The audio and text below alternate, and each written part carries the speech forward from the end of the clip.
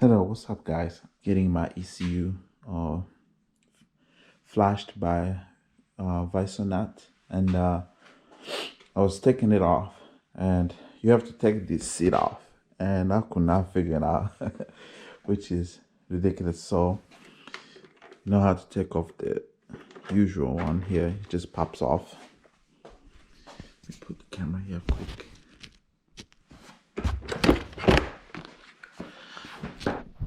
Off, and then I'm trying to remove this, and it felt like it was tight. So the way to remove it, if you look, I don't know if you can see it, but inside here there's a